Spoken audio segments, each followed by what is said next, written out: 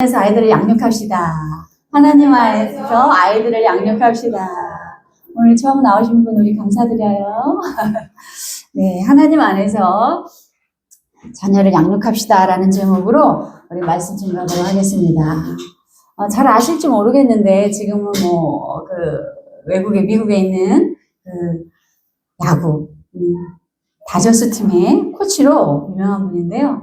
마크 맥과이어라는 코치가 사실은 젊었을 때 굉장히 실력이 좋았던 선수였어요. 그런데 허리를 다치고 나서 한 3년 동안 이 야구를 제대로 하지 못하니까 이제 은퇴를 결심했죠. 근데 은퇴를 하려고 생각을 하니까 이제 자기를 영웅으로 알고 있는 그 아들에게 너무 미안한 거예요. 그래서 내가 아들을 위해서라도 내가 다시 제기를 좀 해보자. 열심히 이제 치료받고 노력했는데 결국은 정말 영웅이 되었습니다. 정말 큰 선수가 됐어요. 마크 맥과이어가 신인 때 49호 홈런을 치고 50호 홈런을 칠 수 있는 그 순간에도 자기 아들이 태어난다는 소식을 듣고 내가 이 야구의 50호는 인생에서 항상 칠 수 있지만 그러나 내 아이가 태어나는 것은 항상 있는 일이 아니다. 오늘이 처음이다. 그러면서 다 제쳐두고 아이를 만나러 갔다는 거예요. 그러면서 지금도 그분은 1년에 매년 100만 달러 하나로 14억을 기부를 하면서 항상 아버지들에게 이렇게 얘기한답니다. 아버지들이요. 우리 여기 아버지들 계시네요. 아버지들. 우리 저기도 이제 곧 아들이 아버지가 될 텐데 아버지요. 여러분들은 자녀들의 영웅이 되십시오. 이렇게 선포를 했대요. 자, 이걸 보면서 우리는 과연 자녀들에게 무엇을 주려고 포기하신 적이 있으세요? 자녀들에게 무엇을 주려고 나의 무엇을 포기하신 적이 있으세요? 아니면 자녀들에게 무엇을 더 주려고 포기하지 않았던 것들이 있으세요? 오늘 그런 것들을 한번 생각해 보시면서 말씀을 좀 나눠보겠습니다. 오늘 읽었던 이 이야기는 예수님께서 여러 가지 사역지에 다니시면서 많은 사람들을 고치시고 능력이 나타나실 때 이제 사람들이 많이 예수님을 따르지 않겠어요? 그러니까 그 중에는 이제 아이들도 있잖아요. 그러면서 부모들이 예수님이 능력이 있으신 분이니까 이 아이를 좀 만져주기를 바라서 아이들을 예수님께로 막 데리고 오니까 이제 제자들이 막 꾸짖는 거예요. 저리 가! 어디 아이들이! 이러면서 저리 가. 우리나라 옛날 어르신들도 그랬잖아요. 아이들은 가라고 그러셨잖아요. 그런 본문입니다. 10장 14절 우리가 아까 읽었어요. 사람들이 예수께서 만져주심을 바라고 어린아이들을 데리고 오매 제자들이 꾸짖거늘. 요거 14절만 볼게요. 우리 첫 대절 읽겠습니다. 시작. 항상 하나님께로 데리고 가십시오.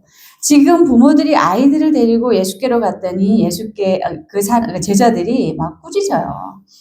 왜 데리고 갔냐면 유대인들의 습관 중에 하나가 아이들이 좋은 선생에게 축복 기도를 받기 위해서 데리고 갔던 일들이 있었어요. 지금도 마찬가지로 자녀들이 예수님께로 아이들을 데려갔는데 제자들은 너무나 많은 사역에 시달리고 있는 예수님이 귀찮아하실까봐 또 혹은 자신들이 귀찮으니까 아이들 다 쫓아낸 거죠. 그런데요, 다음 절에 보시면 14절에 보시면 예수께서 보시고 노하셨대요. 제자들이 아이들이 오지 말라고 꾸짖으니까 예수님께서 노하셨대요. 여기서 노하셨다는 것은 예수님께서 진노하셨다는 거예요. 원어적인 의미로 매우 진노하시고 어린 아이들이 내려오는 것을 용납하고 금하지 말라. 하나님의 나라가 이런 자의 것이니라 라고 이렇게 말씀하셨다는 거예요. 제자들은 예수님이 불편해하실까봐 귀찮아하실까봐 아이들을 쫓아냈는데 꾸짖었는데 예수님께서는 거기에 막 진노하시면서 아이들이 내게 오는 것을 막지 말아라 이렇게 말씀하신 거예요. 잠언서 22장 6절에 보시면 마땅히 행할 길을 아이에게 가르치라. 그리하면 늙어도 그것을 떠나지 아니하리라. 이렇게 얘기하고 있어요. 우리는 예수께로, 하나님께로, 교회로, 예배로, 기도로 자녀들을 데리고 나가는 부모님들이 되시길 주님의 이름으로 축복합니다. 하나님께서는 우리 자녀들이 교회로 오는 것을 너무 좋아하세요. 우리 율빈이라도 늘 교회에 나오는데 오늘 특별히 이현이가 왔어요. 이현이 동생이 왔어요. 깜짝 놀랐습니다. 너무나 기뻐요. 우리도 이렇게 기쁜데 하나님은 얼마나 기쁘시겠어요. 우리가 많은 경험을 쌓게 해주고 지식을 쌓게 해주고 재산을 주고 이래서 아이들이 잘 자라날까요? 이런다고 아이들이 잘 자라난다는 보장을 할 수 있을까요? 그렇지 않아요. 아이들이 너무나 어려움이 없이 풍족하게만 살면 아이들의 끝이 좋지 않을 수도 있어요. 우리나라에서 알아주는 대기업 자녀들, 재벌가들, 연예인들, 그들의 자녀들이 사생활이 매우 문란하다는 것을 우리가 언론의 보도를 통해서 알 수 있잖아요. 그 아이들이 꼭 그 아이들에게서 발견되는 마지막 죄가 마약이에요. 마약이 뭐냐면, 왜 마약을 찾냐면 살면서 부족함이 없었어요. 근데 더 큰 즐거움, 더 큰 쾌락 이런 걸 찾다 보니까 아이들이 결국 마약에까지 손을 대는 거죠.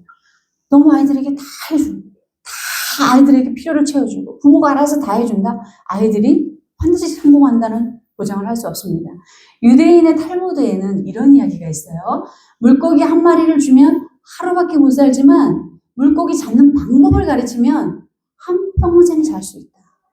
그러니까 우리가 아이들에게 어떻게 방법을 가르쳐줘야죠. 방법은 누가 제일 가장 잘 알고 계실까요? 하나님이 가장 제일 잘 알고 있어요. 부모님도 자녀들에게 잘 교훈할 수 있겠죠. 학교 선생님도 잘 가르칠 수 있겠죠. 그러나 우리가 우리 자신의 한계를 얼마나 느끼며 또 학교 선생님들의 한계를 얼마나 많이 접합니까? 선생님들이 얼마나 아이들을 차별하고 아이들에게 부당한 대우를 많이 해요. 하나님께서 가장 완전하게 가장 잘 사는 방법을 가르쳐 줄 수 있다는 겁니다. 그래서 우리는 아이들을 항상 하나님께로 인도해야 돼요. 항상 예배의 자리, 말씀 듣고 기도할 수 있는 그런 자리로 우리가 인도해야 돼요. 하나님은 우리는 사람을 외모로 따져요. 저 사람 저렇네? 저 사람 외모가 저렇고 저 사람 지능이 저러네? 우리가 이렇게 판단을 하죠. 하나님은 그러지 않으세요. 아인슈타인은 어렸을 때 학교를 보냈더니 이 아이가 전능하기 때문에 학교에서 더 이상 가르칠 것이 없습니다. 라고 집으로 돌려보냈어요. 선생님이 봤을 때는 아이가 전능한 거예요. 전능하는 뭐예요? 학교 교육이 좀 어려울 수 있는. 그런데 그 엄마는 그렇게 생각하지 않았어요. 그 아이를 붙잡고 하나님께 열심히 데려가고 열심히 기도하고 열심히 말씀 안에서 키웠어요. 그래서 결국 아인슈타인의 그 인생이 어떻게 변화되어졌죠? 천재 물리학자가 됐어요. 천재 물리학자가 됐다는 거예요. 사람들은 전능하러 봤는데 하나님은 그를 천재로 바꿔주셨어요. 그리고 우리가 잘 아는 헬렌 켈러도 시각, 청각, 언어장애, 삼중고를 가지고 있었던 그런 사람인데 그의 선생 설리반은 신앙이 매우 좋았잖아요. 그래서 그 헬렌 켈러를 신앙 안에서 열심히 교육했는데 그가 나중에는 미국의 교육가가 되어지고 헬렌 켈러가 그리고 사회주의 운동가가 되고 작가가 되고 미국에서 헬렌 켈러 데이를 만드는 1년에 한 번씩은 기념하는 그런 훌륭한 사람으로 하나님 바꾸어 주셨습니다. 우리 하나님은 아이들을 직접 만드신 분이에요. 우리를 만드셨고 우리 자녀들을 만드시는 분이에요. 우리가 아이들 낳았지만 우리 아이들을 다 할 수 있으시겠어요? 저도 두 딸을 키우지만 때때로 아이들에게 이런 강점이 있었네? 나도 모르는 이런 점이 있었네? 깜짝깜짝 놀랄 때가 있어요. 하나님은 누구보다도 잘하시기 때문에 우리가 하나님께 아이들을 맡겨드리면 하나님께서는 그 아이의 특성과 기질과 성격을 알아서 하나님 그 아이에게 가장 좋은 것으로 세워 나가신다는 거예요. 그런데 우리가 그 아이들을 우리의 부모님의 입맛대로, 부모님의 욕구대로 아이들을 막 밀어붙이면 어떻게 부작용이 날 수밖에 없다는 거예요. 그래서 자녀를 잘 아는 가장 잘하시는 하나님께로 우리는 자녀들을 인도해야 합니다. 제가 어떤 목사님의 고백을 들었는데요. 그분이 전도사 시절에 이제 교육부서를 맡았다는 거예요. 중고등부를. 근데 중학 시절에 잘 다녔던 아이가 고등학교 올라가니까 이제 교회를 안 나오는 거예요. 그래서 신방을 갔더니 그 엄마가 아주 쌀쌀맞게 이 전도사님을 보면서 우리 아이한테 찾아오지 말라고. 우리 아이한테 연락하지 말라고. 이렇게 굉장히 쌀쌀맞게 그러면서 대학교에 가면 보내겠다고 그랬대요. 그런데 그 아이가 매주마다 이 전도사님 찾아서 교회 오고 싶다고, 교회 와서 예배 드리고 싶다고, 그런데 엄마 아빠가 못 가게 한다고 막 울더래요. 어느 날은 와서 보면 막 이렇게 눈에 멍들어 있고 얼굴에 멍들어 있고, 근데 왜 그러냐 그랬더니 교회 오고 싶다고 하니까 아빠가 막 때렸다는 거예요. 이제 그러면서 그 아빠가 한 말이 네가 자꾸 이렇게 교회 나가고 싶어 하는 것은 그 전도사가 너를 자꾸 꼬드기기 때문이니까 네가 자꾸 교회 나가고 싶다 그러면 내가 가서 그 전도사를 가만 안 두겠다고 아빠가 협박을 했어요. 근데 그 학생이 찾아와서 전사님 이제 저한테 연락하지 마시고 이제 저한테 관심 끄시라고 우리 아빠가 전사님 가만 안 두겠다고 그랬다고. 그리고 제가 잘해서 교회 나올 수 있도록 해보겠다고 그랬대요. 근데 너무 마음이 아팠죠, 전사님이. 그런데 딱 2주 후에 그 엄마가 울면서 전화가 왔대요. 아들이 죽었다고. 왜 죽었냐고 그랬더니 그 아이가 그날도 아빠에게 교회 보내달라고 막 이렇게 때렸었는데 아빠가 술을 먹고는 아이를 엄청 두들겨 팼대요. 근데 그 아이가 욱 하는 마음에 나쁜 친구들을 만나가지고 오토바이를 타고 나갔다는 거야, 새벽에. 그런데 그 새벽에 택시하고 정면으로 부딪혀가지고 정면으로 박아서 이 아이가 식물인간 상태에 있다가 딱 그 죽은 그날 엄마가 울면서 전사님한테 전화해요. 죄송하다. 우리 아이 어떡하냐고. 우리가 부모가 가장 잘할 수 있는 것은요, 아이들을 하나님께로 인도하는 거예요. 예배 드릴 수 있도록 교회 안에 머물러서 신앙으로 성장할 수 있도록 그렇게 아이들을 교회로 보내셔야 돼요. 우리 할머니, 할아버지 너무 잘하세요. 우리 아이들 너무 잘하시고 있는 거예요. 우리 두 분의 이 가정과 가문의 몇 대째인 줄 아세요? 아이들이 4대째예요. 4대째예요. 저 아이들이 결혼하면 5대째, 6대째 되는 거예요. 이렇게 정말 우리 자녀들이 자라났을 때 우리 부모님은, 우리 할아버지 할머니는, 우리 가정과 가문은 하나님을 믿는 그 영광의 가문이다. 이렇게 선포할 수 있는, 고백할 수 있는 그런 축복의 자녀들로 자라나게 하시는 분들이 되시길 주님의 이름으로 축복합니다. 두 번째 대지 읽겠습니다. 두 번째 대지 시작. 항상 기도하고 축복합시다. 16절에 보시면 예수님이 그 어린아이들을 안고 그들 위에 안수하시고 축복하셨대요. 제가 질문할게요. 우리 성도님들은 자녀들을 위해서 얼마나 축복의 말과 또 기도를 하십니까? 하루 종일 얼마나 그 비중이 차지하세요? 예수님께서는 이 아이들이 얼마나 존귀한 아이들인지 그 아이들을 하나씩 축복하고 안수 기도를 해주셨대요. 무릎에 앉히시고 어떻게 기도하셨을까요? 여기에는 다 나와 있지 않지만 아마 하나님 안에서 하나님의 나라를 세워가는 정말 쓰임받는 큰 일꾼이 되게 해달라고 기도하셨을 것 같아요. 우리도 그렇게 기도해야 되죠. 우리가 그리스도인인데 우리의 자녀들을 위해서, 우리의 함께하는 자녀들을 위해서, 후손들을 위해서 축복의 말을 하지 않고 기도를 하지 않으면 부모로서 방임죄를 저지르고 있는 거예요. 방임하고 있는 거예요. 하나님은 우리의 자녀들이 우리 안에서, 하나님 안에서 마음껏 축복을 받고 마음껏 먹고 마시며 대접받고, 아이들 대접 잘 해주세요. 대접받은 아이들이 나가서도 대접받아요.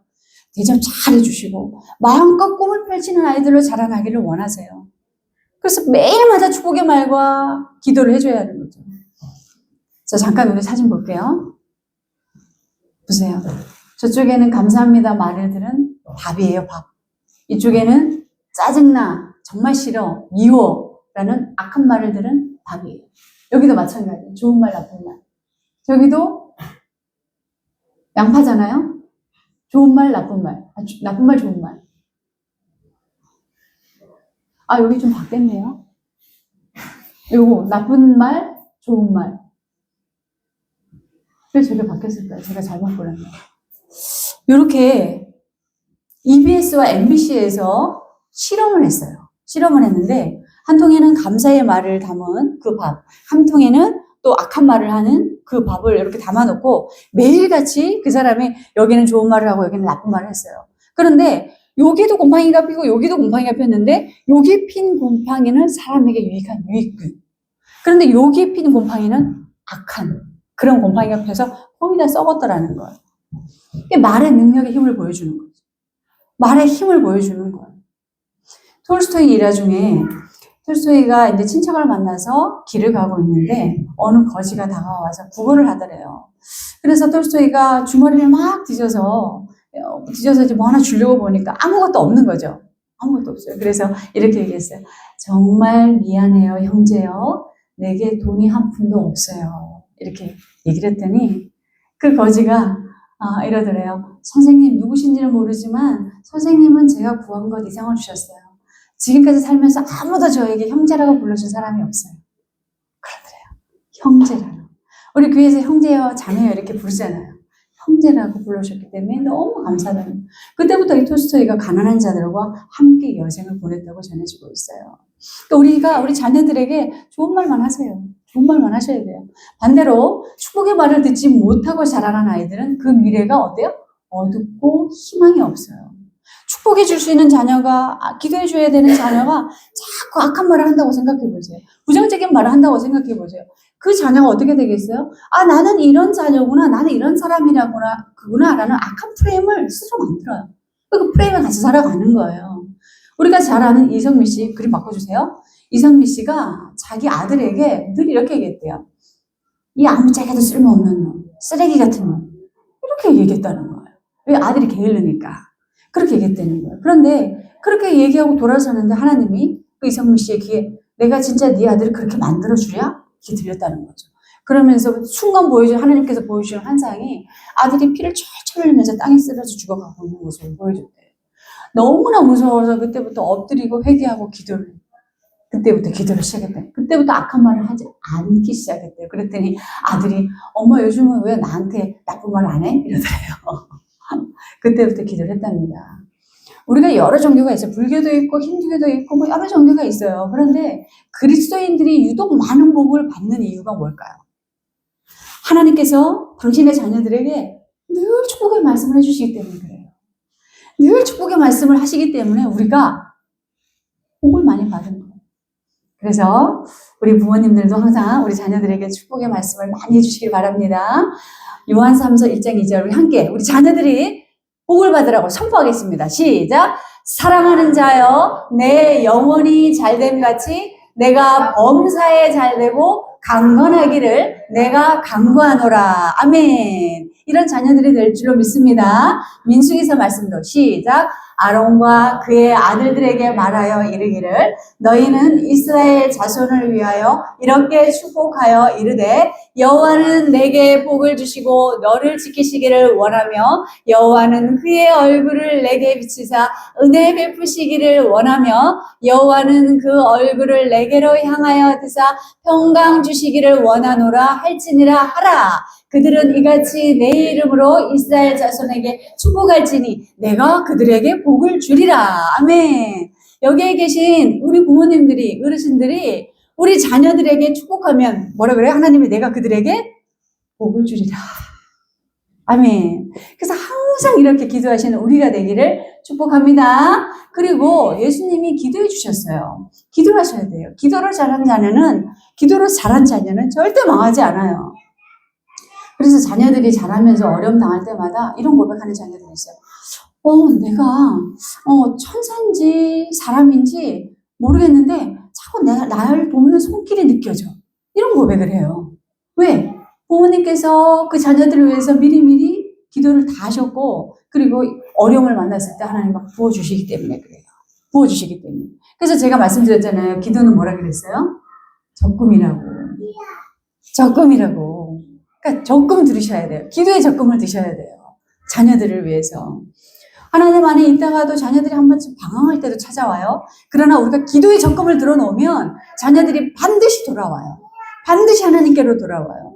이성미 씨가 그렇게 기도하는 그 후부터 아들이 왜 나한테 악한 말을 안 해요? 이러면서 변화가 시작되어진 거예요. 그리고 그 아들이 지금 큰 사업가가 됐어요. 하나님께서 그렇게 사용하시는 거예요. 부모들은 자녀들을 위해서 못할 일이 없어요. 그렇죠? 책망도 내어줄 수 있잖아요. 그런데 기도해야 되는데 기도 못할 때 너무 귀찮아. 시간이 없어. 이건 핑계에 불과하다는 거예요. 기도하시는 부모님들 되시길 주님의 이름으로 축복합니다.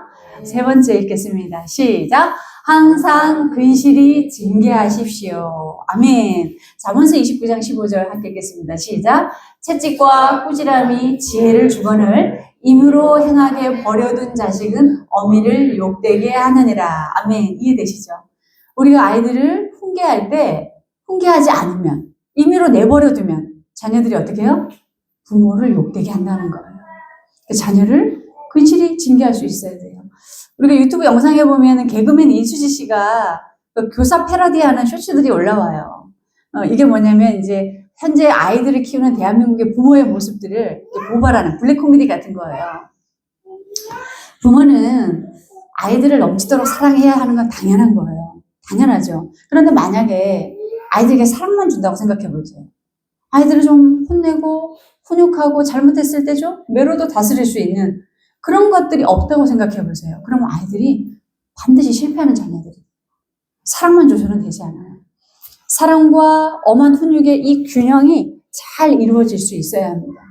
성경에는 한 불임의 한나라는 여성이 나와요. 그 여성이 나와서 그 여성이 하나님께 기도를 해요. 하나님 저에게 아들을 주시면 제가 이 아들을 하나님께 사랑하는 그 아들로 올려드릴게요. 이렇게 기도했는데 정말 하나님께서 그 불임의 한나에게 아들을 주세요.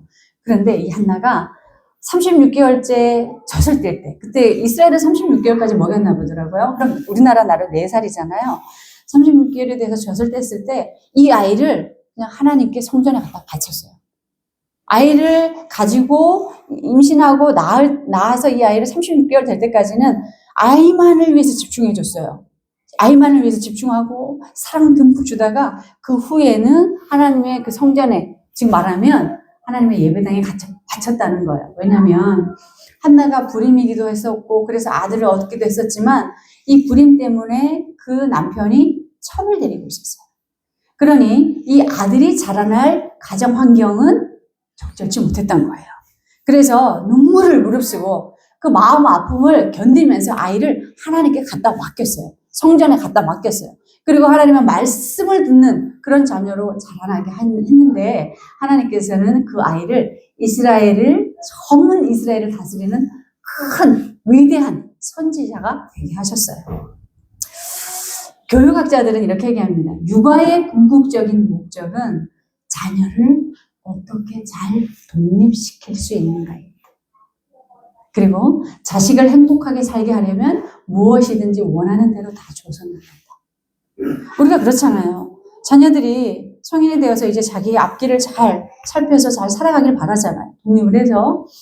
그런 자녀들로 만들어줘야 되는데 우리가 이제 자녀들을 다 채워주고 다 먹여주고 입혀주고 그냥 집안에서만 갖고 있고 좀 어려운 일도 경험하게 해야 되고 그래야 되는데 저렇게 데리고만 있으면 그 아이가 어떻게 온실 속에 화초가 되지 않겠어요?